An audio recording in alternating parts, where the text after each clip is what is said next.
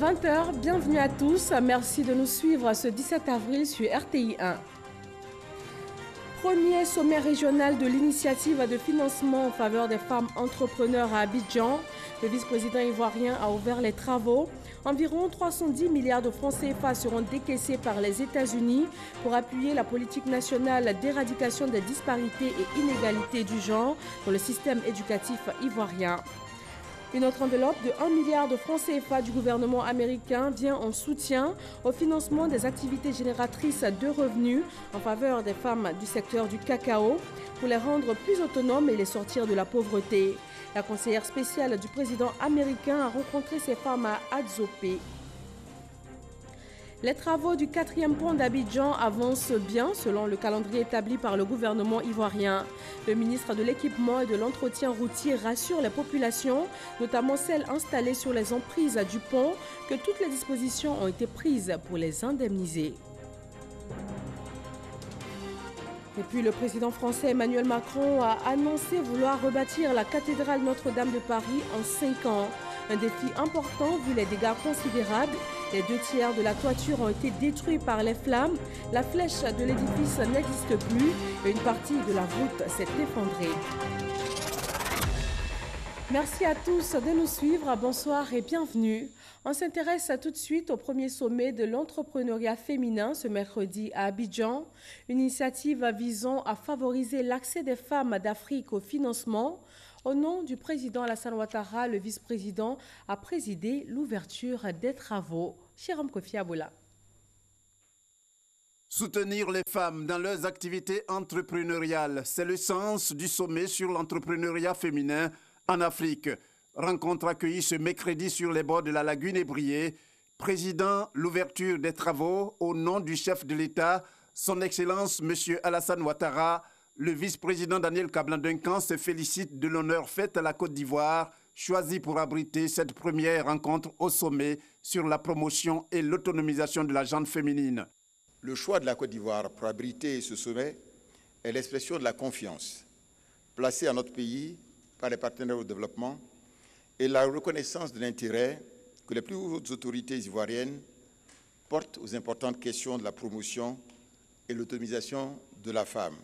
S'alignant sur l'agenda 2063 de l'Union africaine, dont le président de la République de Côte d'Ivoire, son Excellence M. Alassane Ouattara, est le champion pour le suivi de la mise en œuvre, les chefs d'État de la CEDEAO ont convenu de réaliser un développement inclusif pour les peuples, conformément à la feuille de route de l'acte additionnel relatif à l'égalité des droits entre les femmes et les hommes pour le développement durable dans l'espace communautaire. En Côte d'Ivoire, par exemple, le président de la République, son Excellence M. Alassane Ouattara, a placé la promotion de la femme au cœur de sa stratégie pour le développement du pays. Ainsi, sous sa haute égide, d'importantes actions ont été mises en œuvre ou initiées. Je voudrais citer notamment l'entrée en vigueur, depuis le 8 novembre 2016, d'une nouvelle constitution qui consacre la promotion, le développement et la protection de la femme, la promotion de ses droits politiques et la parité entre les hommes et les femmes. Les partenaires à cette initiative, dite initiative de financement en faveur des femmes entrepreneurs, sont le Congrès américain, le groupe de la Banque mondiale, la Banque islamique de développement et la BAD, Banque africaine de développement. Ces institutions, reconnaissant l'impact positif de la femme sur le plan socio-économique, se donnent pour rôle de cibler et éliminer toutes les entraves aux avancées des femmes dans leurs entreprises. Et la première dame ivoirienne a pris part à la cérémonie de clôture de ce premier sommet régional ouest-africain sur l'initiative de financement en faveur des femmes entrepreneurs. Dominique Ouattara, accompagné du vice-président Daniel Kablan-Duncan et de Ivanka Trump, conseillère spéciale du président des États-Unis d'Amérique, Donald Trump. Pour Dominique Ouattara, le soutien des États dans l'accélération des réformes pour le développement du secteur privé et la promotion de l'entrepreneuriat féminin s'avère plus que nécessaire. Et les fruits de cette rencontre internationale ne se font pas attendre. Ivanka Trump a annoncé un soutien financier d'1 milliard de francs CFA du gouvernement américain pour financer les activités des femmes du secteur cacao. La conseillère spéciale du président américain s'est rendue ce matin à Dzopé, ville du sud de la Côte d'Ivoire. Elle y a visité une plantation de cacao, celle d'une coopérative qui encadre des centaines de femmes issues des communautés rurales. Mahama Traoré.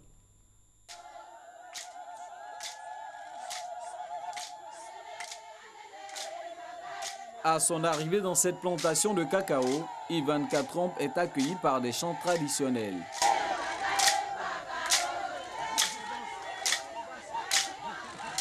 La conseillère spéciale du président des États-Unis est ici pour s'enquérir du processus de traitement du cacao, mais aussi pour encourager la coopérative agricole de Yakassé à Tobruk. Aujourd'hui, nous sommes à 3018 membres, dont 500 femmes sont des femmes qui sont formées à l'entrepreneuriat agricole pour pouvoir prendre le devant de l'économie ivoirienne et pour pouvoir protéger leurs enfants. Depuis 2015, la coopérative agricole de Yakassé à Tobruk a ainsi injecté plus de 100 millions de francs CFA en vue de favoriser l'autonomisation des productrices de cacao. De telles initiatives doivent se multiplier. C'est pourquoi la délégation conduite par Ivanka Trump a, au nom du gouvernement américain, annoncé un investissement de plus d'1 milliard de francs CFA. Ce montant mobilisé par l'USAID et le secteur privé vise à financer les activités génératrices de revenus en faveur des femmes travaillant dans l'industrie cacaoyère. A substantial part of the workforce les femmes font partie in Côte d'Ivoire's cocoa industry. D'une force de travail dans l'industrie We du know cacao. there is more to do Et nous savons qu'il y a plus to à empower faire women afin de pouvoir and help them renforcer realize les capacités et leur their permettre economic de dreams. réaliser leurs rêves économiques. Women are responsible for... Les femmes sont responsables de 70% de la production de nourriture dans le monde. Donc les femmes dominent dans le secteur agricole, mais quand on regarde la chaîne de valeur, elles n'ont absolument rien. Avec ce genre d'association, nous allons pouvoir aider les femmes à s'en sortir. Patrick Hachi, président du conseil régional de la mer, a traduit toute la reconnaissance de l'État ivoirien aux États-Unis. Ce soutien financier entre dans le cadre de l'initiative mondiale pour le développement et la prospérité des femmes, lancée par le président américain en février dernier. Cette initiative vise à rendre 50 millions de femmes autonomes à travers le monde d'ici 2025. De cette rencontre d'Abidjan, il ressort également qu'environ 310 milliards de francs CFA vont être bientôt décaissés dans le cadre du projet éducation du programme Compact. La Côte d'Ivoire et les États-Unis ont finalisé le projet éducation du programme Compact. Le document a été signé en présence du vice-président Daniel Cablon-Duncan et de Ivanka Trump, la conseillère spéciale du président américain. Fijanaïma.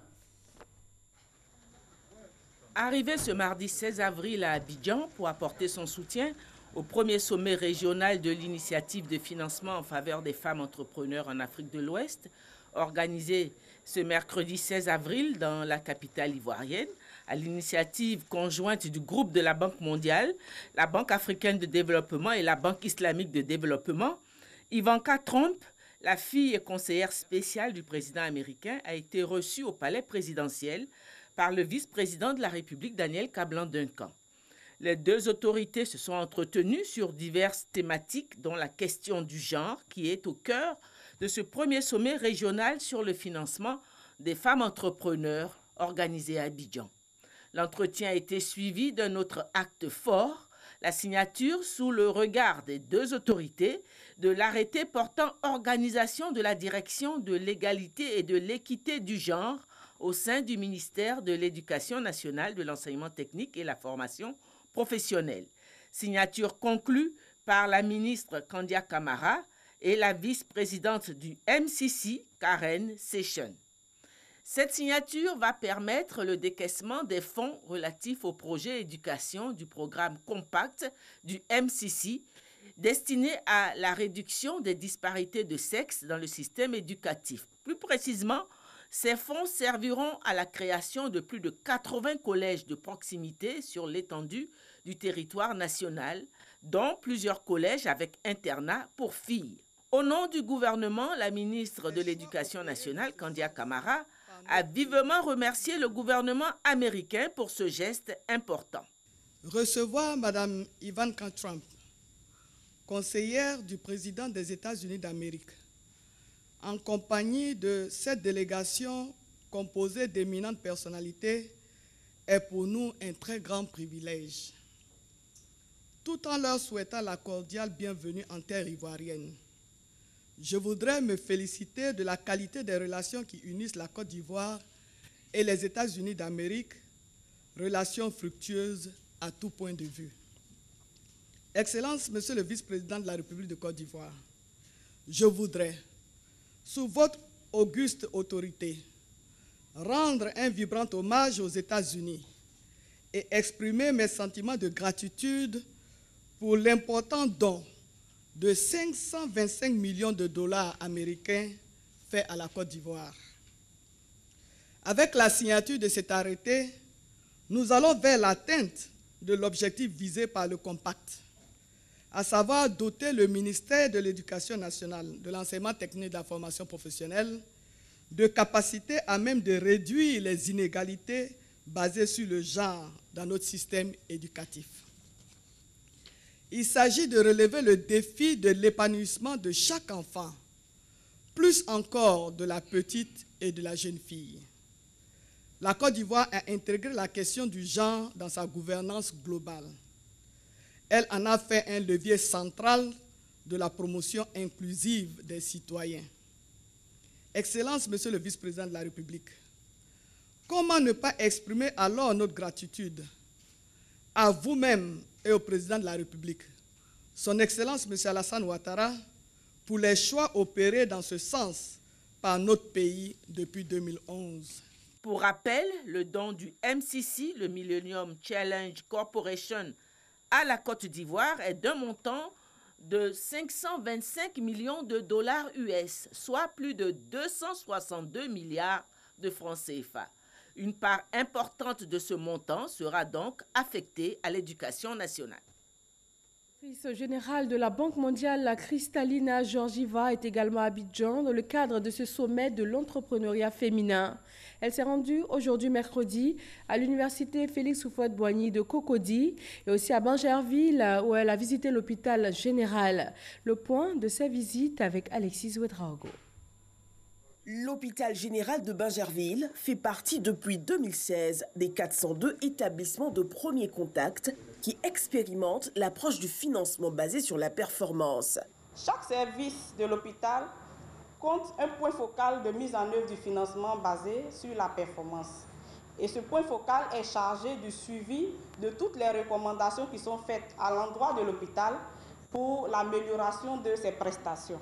Une initiative appuyée par la Banque mondiale. Ce mercredi, la directrice générale de l'institution est venue apprécier les résultats sanitaires, les succès et difficultés.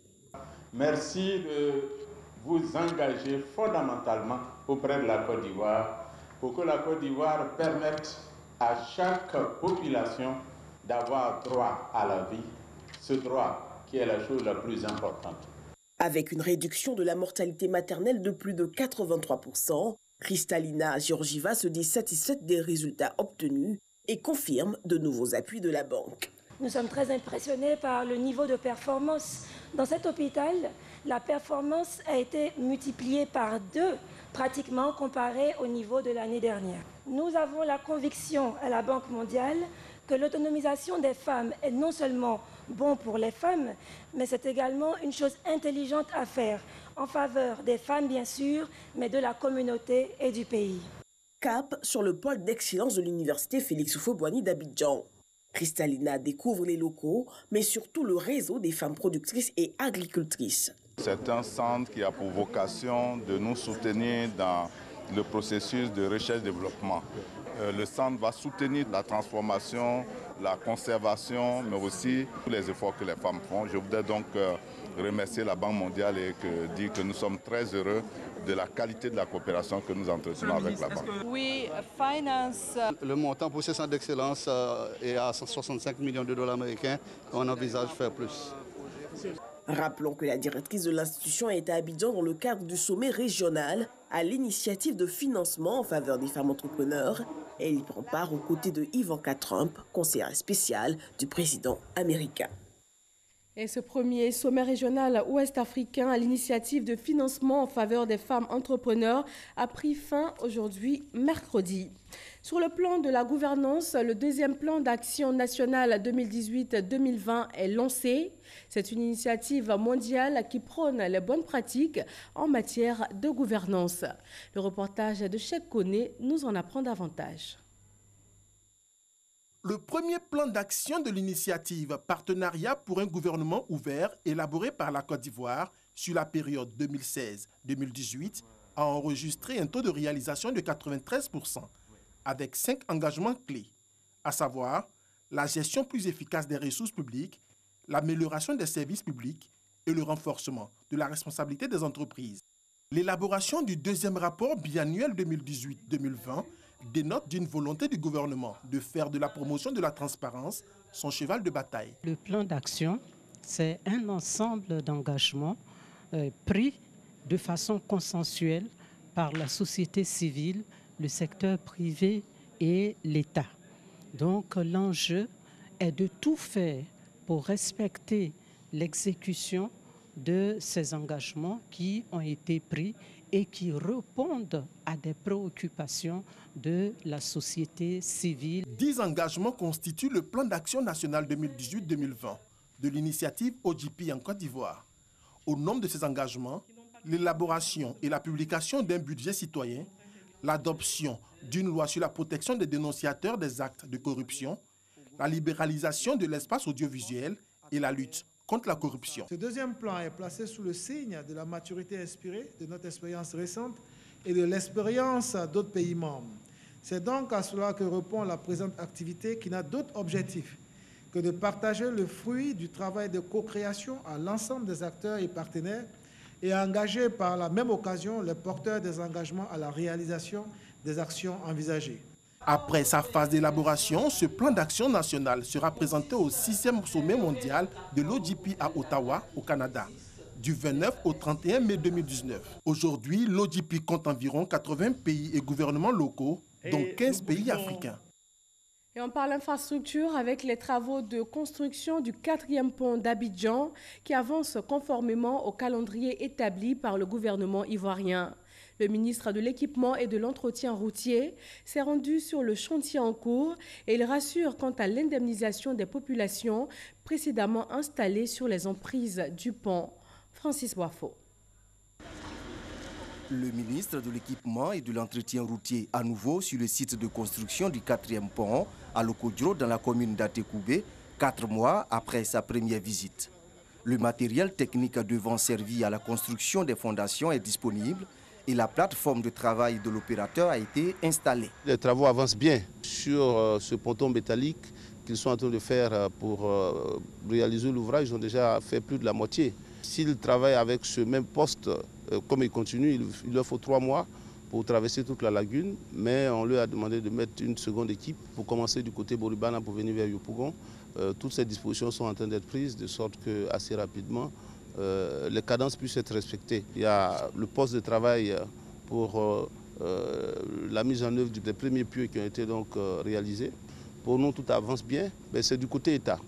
Ils veulent aller plus vite, mais il faudrait que nous puissions donc assez rapidement libérer toutes les emprises. Long de 1,4 km, dont 800 mètres construits sur la lagune, l'ouvrage financé par la Banque africaine de développement sera livré en 2020. Il va relier 3 communes, Yopougon, Adjamé et Plateau. Sa réalisation nécessite le déplacement de 14 000 personnes. Le processus d'indemnisation, c'est par phase.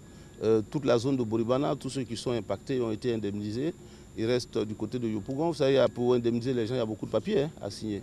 Et nous avons demandé à M. le préfet, avec toute son équipe, de prendre toutes les dispositions, de sorte que tout ce qui doit être signé soit signé.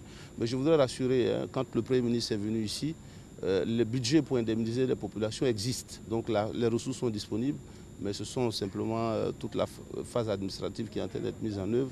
Vous savez, c'est un projet qui est financé par la Banque africaine de développement. Et ce volet impact des populations est un volet qui est très suivi. Donc nous travaillons, à chaque fois nous rendons compte à la BAD qui doit donner son avis. Ça prend un peu de temps. 30 milliards de francs CFA décaissés par le gouvernement pour indemniser 14 000 personnes impactées par la construction du 4e pont d'Abidjan. 3 000 ont déjà reçu leur chèque selon le coordonnateur du projet de transport urbain d'Abidjan. La Côte d'Ivoire veut adhérer à la Convention sur la protection et l'utilisation des cours d'eau transfrontalières et des lacs internationaux qui compte à ce jour 110 pays. Le ministre des Eaux et Forêts en a fait l'annonce. Il a expliqué les avantages pour un pays à adhérer à la Convention sur l'eau. Francis Boifo. Avec un réseau hydrographique comprenant de petits fleuves côtiers et de principaux bassins, à l'ouest le Cavali et le Sassandra, au centre-ouest le Bandama et à l'est la Comoé et le Nzi, la Côte d'Ivoire dispose d'importantes ressources en eau. Un atout à préserver selon le ministre des Eaux et Forêts. Face à l'accroissement des besoins des ménages, du développement économique et de la nécessité de planifier l'avenir en conservant les milieux naturels et de la biodiversité, la Côte d'Ivoire s'est résolue à promouvoir une gestion intégrée et durable des ressources en eau de surface et des eaux souterraines à travers les autorités de bassin dont elle est membre. Le pays est membre des conventions relatives au bassin de la Volta et du Niger. La Côte d'Ivoire travaille à la mise en œuvre de l'autorité des bassins Comoé-Biatanoé. Depuis 2014, elle participe régulièrement aux réunions et activités organisées dans le cadre de la Convention sur l'eau de 1992 et manifeste son intérêt d'y adhérer. La réunion d'Abidjan permettra d'échanger sur les dispositions de cette convention mondiale qui réunit plus de 110 pays avec pour objectif principal la coopération dans le domaine des eaux transfrontières et d'apprécier les enjeux. En adhérant à la Convention, un pays renforce son profil international. Il démontre aux bailleurs et aux investisseurs qu'il a une volonté de coopérer, de bien gérer ses eaux et qui donc rend, du point de vue des bailleurs et des investisseurs, ce pays plus fiable. Le Tchad et le Sénégal sont les deux pays africains qui ont adhéré à la Convention internationale sur l'eau en 2018. La Côte d'Ivoire participe au Salon international de l'agriculture du Maroc. La délégation ivoirienne noue sur place des contacts en vue du Salon de l'agriculture et des ressources animales d'Abidjan, Sahara, prévu du 22 novembre au 1er décembre 2019. Des engagements ont été pris. Mamadou Kwasi. Les meilleurs producteurs agricoles du Maroc, distingués par le prince héritier Moulay El Hassan. Ceci pour marquer l'ouverture officielle de la 14e édition du SIAM, le Salon international de l'agriculture au Maroc. La grande messe de l'agriculture marocaine et africaine avec 1500 exposants venus de 112 pays du monde entier. Le Maroc veut à travers cette plateforme présenter les potentialités et les opportunités qu'offre son agriculture aujourd'hui, levier de son développement dans le milieu des jeunes et de la population du monde rural. Parmi les orientations les plus fortes, c'est l'employabilité des jeunes, c'est la création d'une classe moyenne dans le monde rural. Donc nous travaillons à regarder quel est le meilleur moyen d'apporter de la valeur ajoutée, de la richesse dans le monde rural, d'augmenter la productivité et également d'aller vers une valorisation. Invité d'honneur, la Suisse veut partager son expérience technologique dans l'agriculture avec les pays africains. Dans le futur, nous allons parler de durabilité, d'innovation en matière de durabilité, mais nous allons aussi parler de productivité, d'amélioration, de revenus dans l'agriculture. Et dans ce cadre-là, la digitalisation jouera toujours un rôle très important. La délégation ivoirienne conduite par le ministre Kobenon Kwasi Adjoumani est venue faire la promotion de son riche patrimoine agricole, mais aussi de son prochain Sahara, le Salon international de l'agriculture et des ressources animales d'Abidjan, prévu du 22 novembre au 1er décembre prochain. À tous ceux qui s'accordent pour dire que la Côte d'Ivoire est un grand pays agricole, de venir voir ce que nous faisons en Côte d'Ivoire et d'échanger avec nous afin que nous puissions, de part et d'autre, bénéficier des expériences. Ils sont attendus en Côte d'Ivoire pour présenter leurs atouts aussi en matière de production agricole. L'agriculture, levier d'emploi et l'avenir du monde rural est le thème de cette 14e édition du SIAM qui refermera ses portes le 21 avril prochain. Retour sur le sol ivoirien, précisément à Azaguié. Un couloir de production de plus de 6 millions de poussins ouvre ses portes dans cette ville de l'Agnébitiassa. Ce couloir, d'un coût de 2 milliards de francs CFA, a une capacité de production de plus de 6 millions de poussins. Une contribution à l'autosuffisance en produits de volaille. Le reportage est signé Jean-Louis Gbangbo. 2500 poussins produits par jour. Des poussins entièrement soignés et vaccinés, mis à la disposition des éleveurs de volailles.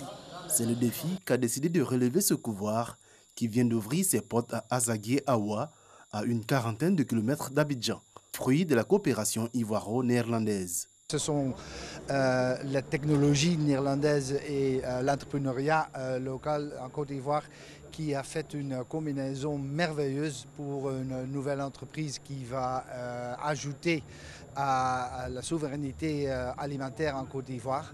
On a quelque chose à donner, à prouver. Raison pour laquelle, étant dans le domaine de la filière avicole, on s'est dit qu'on pouvait quand même voir quels étaient les problèmes de la filière et apporter des solutions. Une contribution à l'autosuffisance de la Côte d'Ivoire en produits de volaille. Un tel projet relève plusieurs défis. Le défi premier, c'est l'approvisionnement du marché ivoirien en poussins. Et cette unité vient combler tant soit peu ce vide-là. L'usine d'un coût de 2 milliards de francs CFA emploie 110 personnes. Une initiative que le ministre Mamadou Touré, qui représentait son collègue des ressources animales et halieutiques, appelle à imiter. Je saisis cette opportunité pour inviter la jeunesse à initier des projets dans le secteur des ressources animales et halieutiques et les opérateurs économiques à créer des opportunités d'emploi pour les jeunes et les personnes vulnérables et participer ainsi à réaliser la vision de développement de notre pays. L'industrie avicole ivoirienne est en plein essor. Une trentaine d'unités industrielles sont en activité pour 200 000 emplois créés. Le pays a produit en 2018 61 000 tonnes de volailles pour une consommation de 2,1 kg par habitant par an. L'actualité sanitaire, c'est cette formation des pathologistes afin de mieux diagnostiquer le cancer du sein. Une formation par la Société ivoirienne de pathologie avec l'appui de la Société américaine de pathologie clinique qui entendent soutenir le gouvernement ivoirien dans la lutte contre les cancers. Dans le Ouagadougou, le président de l'Assemblée nationale de Côte d'Ivoire a été félicité pour ses nouvelles fonctions. Les populations lui ont exprimé toute leur confiance et de son côté, Amadou Soumaoro les a invités à l'entente et au vivre ensemble. Éric Goré. Le président de l'Assemblée nationale de Côte d'Ivoire dans la ville de Séguéla, après son élection à la tête de cette institution le 7 mars dernier. Amadou Soumaoro s'est rendu sur sa terre natale pour donner la bonne nouvelle. Le président de l'Assemblée nationale a rencontré les garants de la tradition avec qui il s'est entretenu pendant plusieurs heures. Au lendemain de son arrivée, Amadou Soumaoro a expliqué sa nouvelle fonction. Il a ensuite sensibilisé à l'entente, à la cohésion sociale, puis il a fait savoir que le président Alassane Ouattara est une grande chance pour la Côte d'Ivoire. Nous ne cesserons jamais de rendre hommage au président Alassane Ouattara parce que le président de la République a permis à notre pays de retrouver sa réputation qu'elle n'aurait pu jamais perdre au plan international. Aujourd'hui, la Côte d'Ivoire a retrouvé sa place de leader dans notre sous-région. Abidjan est devenu aujourd'hui la plaque tournante de la diplomatie en Afrique de l'Ouest. Un discours qui suscite des réactions. Les voies sont en train d'être bitumées. Vous avez vu à travers la ville ce qui se passe. L'aéroport est en train d'être prise. Il y a la voie Yamsokro d'Aloa qui est en train d'être faite, qui sera prolongée d'Aloa jusqu'à Kani et qui part jusqu'à Boudiali. Le discours du président est riche en enseignements. Vous avez vu l'intervention de Wadja Kedjebo, tout le monde le connaît. Et tout ça, c'est des signes qui prouvent que la Côte d'Ivoire est de retour et rassemblée autour de ses fils et filles pour les valeurs d'unité et de réconciliation que prône le président Alassane Ouattara. C'est un message de pardon, de paix, de cohésion sociale, de stabilité, mais d'amour autour du président Alassane Ouattara. Amadou Soumaoro a tenu à rassurer les populations du Ouorodougou. Elles bénéficieront, comme celles des autres régions de la Côte d'Ivoire, des retombées de la politique sociale mise en place par le chef de l'État. On termine avec l'actualité en France. Le président Emmanuel Macron a annoncé vouloir rebâtir la cathédrale Notre-Dame de Paris, cela en 5 années. Mais les dégâts sont considérables. Les 2 tiers de la toiture ont été détruits par les flammes. La flèche de l'édifice n'existe plus et une partie de la voûte s'est effondrée. Des doutes subsistent toutefois sur l'état de la structure et sur ce délai donc de 5 ans pour la reconstruction de Notre-Dame. Merci de votre attention. Rendez-vous à 23 h pour un nouveau journal avec Kolo Koulibaly. Bonsoir et à demain, même heure, même chaîne.